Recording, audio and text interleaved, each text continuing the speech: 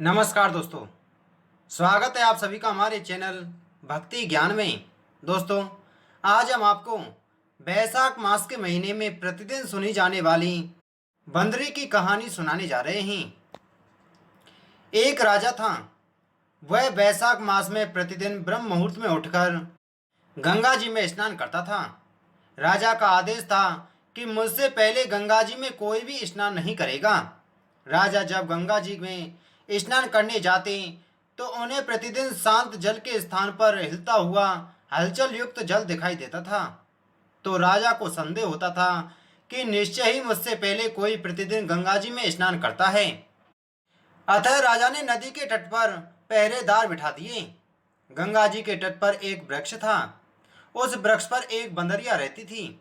वह प्रतिदिन राजा के स्नान करने से पूर्व स्नान करके वृक्ष पर चढ़कर बैठ जाती थी। इस प्रकार होते होते पूरा बैसाख माह व्यतीत हो गया, किंतु अंतिम दिन राजा के सिपाही ने देख लिया और उस बंदरिया को पकड़कर राजा के पास ले गए और कहा कि यह बंदरिया आपसे पूर्व प्रतिदिन गंगा जी में स्नान करती है। उधर राजा की प्रतिज्ञा थी कि यदि कोई भी स्त्री मुझसे पूर्व स्नान करती होगी तो मैं उससे विवाह कर लूंगा। इसलिए राजा को बांदरी के साथ विवाह करना ही पड़ा। बैसाख स्नान के पुण्य से बंदरी के गर्भ ठहर गया। 9 मास पूर्व होने पर बंदरी ने राजा से पूछा कि शिशु जन्म के समय मुझे क्या करना चाहिए। तब राजा ने महल में एक घंटी लगवा दी और बंदरी से कहा कि जब तुम्हें दर्द हो तो उसे बजा देना, मैं संपूर्ण प्रबंध कर दूंगा। राजा की अन्य रानियां भी थीं, उनकी कोई संतान नहीं थी। बांदरी को गर्व है यह समाचार जानकर अन्य रानियां मनी मन बांदरी से ईर्ष्या करने लगीं और भावी संतान का नाश करने हेतु विभिन्न योजनाएं बनाने लगीं। घंटी लगी देखकर एक रानी ने बंदरी से इसका कारण पूछा तो बंदरी ने संपूर्ण वृतांत बता दिया। रानी ने बहकाया कि एक बार घंटी बजाकर तो देख ले कि राजा आते हैं या नहीं। बांदरी ने घंटी बजाई तो राजा दौड़े दौड़े महल में आए और घंटी बजाने का कारण पूछा। इस पर बांदरी ने उत्तर दिया कि मैंने तो रानियों के कहने पर घंटी बजाई थी।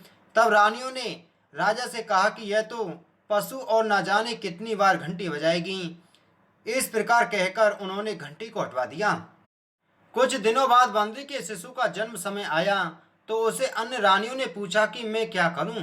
तब रानी ने कहा कि तुम आंखों पर पट्टी बांधकर सो जाओ। बांदरी के बैसाख माह के स्नान के पुण्य प्रताप से रूप में एक सुंदर पुत्र हुआ। शिशु के जन्म होते ही उसके रोने से पूर्व ही रानियों ने उसे एक टोकरी में रखकर दासी को दे दिया और आदेश दिया कि इसे नदी में बहाकर आओ, और उस शिशु के स्थान पर एक पत्थर रख दिया। राजा को भी कहलवा दिया कि बांदरी ने एक पत्थर को जन्म दिया है। राजा ने सुना तो उन्होंने भी संतोष कर लिया कि जब दूसरी रानियों के संतान नहीं है तो यह तो बांदरी है, इसके क्या संतान होगी। उधर दासी ने उस सुंदर शिशु को नदी में ना बहाकर कुमार के खंदड़ में रख दिया। दूसरे दिन कुमार कुमारिन खंदड़ में आए तो वहां एक सुंदर शिशु को रोते हुए देखा। कुमार कुमारिन भी निसंतान थे। उन्होंने उस शिशु को अपने लिए भेजी गई भगवान की भेंट माना और बड़े प्रेम से शिशु का पालन पोषण करने लगे। कुछ बड़ा होने पर बालक को यह ज्ञात हुआ कि वह रानी बांदरी का पुत्र है, जिसको रानियों ने मरवाना चाहा था। एक दिन वह बालक कुमार के बनाए हुए मिट्टी के हाथी घोड़े लेकर पनघट पर जा बैठा और दासियों को देखकर कहने लगा कि आओ रे मेरे मिट्टी के हाथी घोड़े पानी पियो। जब दासियों ने यह बात सुनी तो वह हंसने लगी और बोली, अरे मूर्ख, कभी मिट्टी के हाथी घोड़े भी पानी पीते हैं क्या। इस पर उस बालक ने कहा कि कभी बंदरी के भी पत्थर जन्म लेता है क्या। उस बालक की यह बात दासियों ने जाकर महल में कही। तब रानियों ने दूसरे दिन विष मिलाकर लड्डू भेज दिए। ईश्वर की कृपा से लड्डू गोंद और बादाम के हो गए। उन लड्डुओं को खाने से उस लड़के की मृत्यु नहीं हुई। यह समाचार दासी ने रानी को कहा और रानी ने राजा से कहकर कुमार को देश निकाला दिलवा दिया। कुमार वन में रहने लगा। तत्पश्चात अगले वर्ष चैत्र मास में माता गणगौर के पूजन का दिन आया तो वह बंदरी का पुत्र 108 करवे और 108 गोली लेकर तथा घड़े में पानी भरकर बगीचे के बाहर बैठ गया। उधर राजा की और साहूकार की पुत्रियां घनघोर बनाने के लिए मिट्टी लेने आईं। तब बगीचे में खेलने और झूलने लगीं। इस कारण कुछ समय बाद उन्हें प्यास लगी। तब उन्होंने उस बांदरी के पुत्र से जल पिलाने के लिए कहा।